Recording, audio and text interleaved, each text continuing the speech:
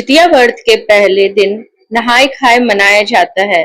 इस दिन व्रती महिलाएं सूर्योदय से पूर्व ब्रह्म मुहूर्त में उठकर स्नान आदि करती हैं और सात्विक भोजन ग्रहण करती हैं।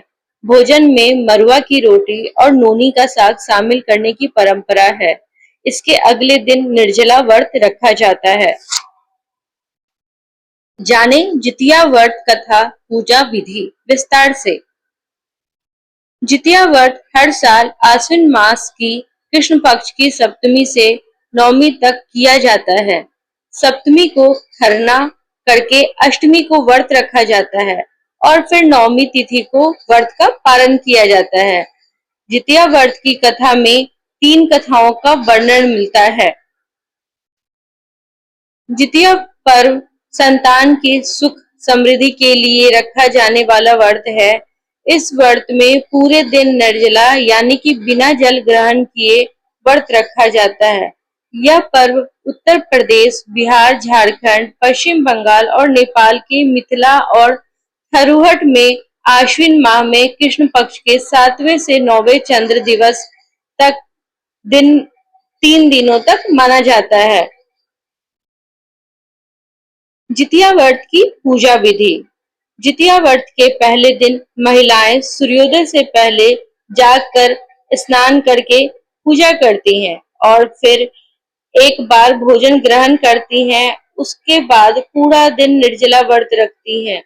इसके बाद दूसरे दिन सुबह सवेरे स्नान के बाद महिलाएं पूजा पाठ करती हैं और फिर पूरा दिन निर्जला व्रत रखती हैं।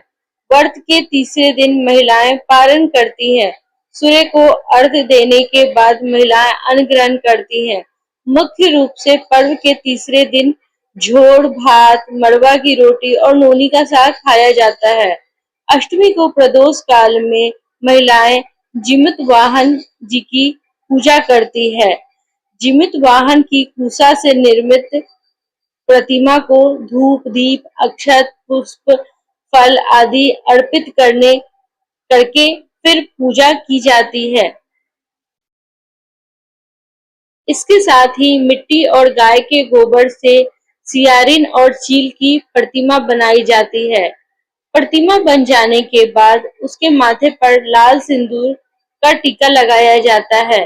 पूजन समाप्त होने के बाद जीवित पुत्रिका व्रत की कथा सुनी जाती है।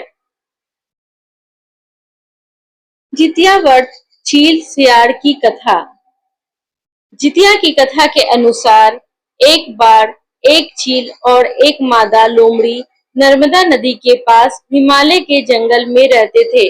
दोनों ने कुछ महिलाओं को पूजा करते और उपवास करते देखा। खुद भी इसे करने की कामना की। उपवास के दौरान लोमड़ी को बहुत भूख लग गई और वह जाकर चुपके से मरे हुए जानवर को खा लिया। दूसरी ओर चील ने पूरे समर्पण के साथ व्रत का पालन किया और उसे पूरा किया। अगले जन्म में दोनों ने मनुष्य रूप में जन्म लिया। चील के कई पुत्र हुए और सभी जीवित रहे, लेकिन सियार के पुत्र होकर मर जाते थे।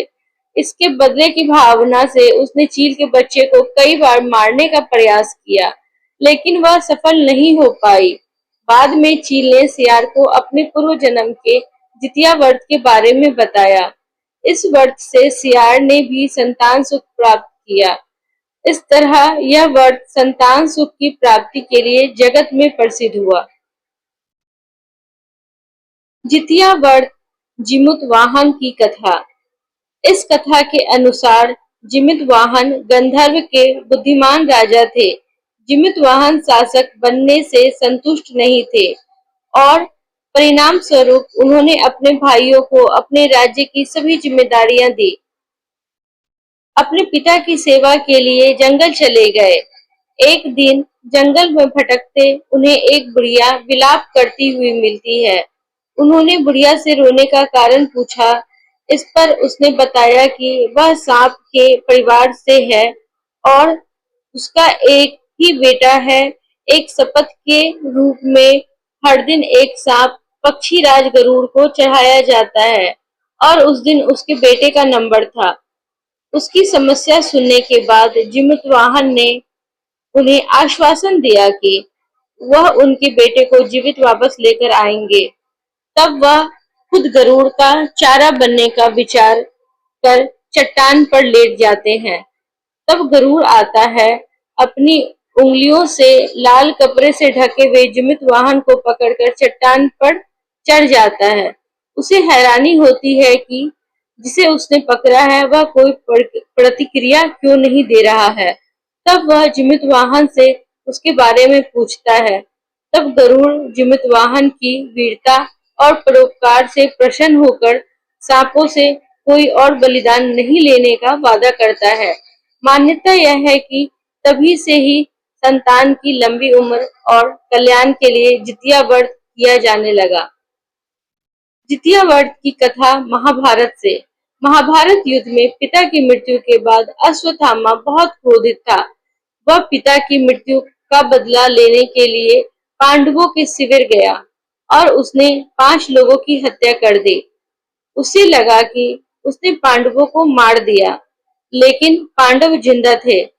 जब पांडव उसके सामने आए तो उसे पता लगा कि द्रौपदी के 5 पुत्रों को मार आया है।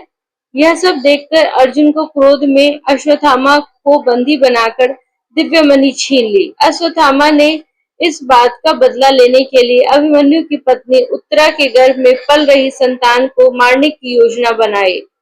उसने गर्भ में पल रहे बच्चे को मारने के लिए ब्रह्मास्त्र चलाया, जिससे उत्तरा का गर्भ नष्ट हो गया। लेकिन उस बच्चे का जन्म लेना बहुत जरूरी था, इसलिए भगवान कृष्ण ने उत्तरा के मृत बालक को फिर से जीवित कर दिया।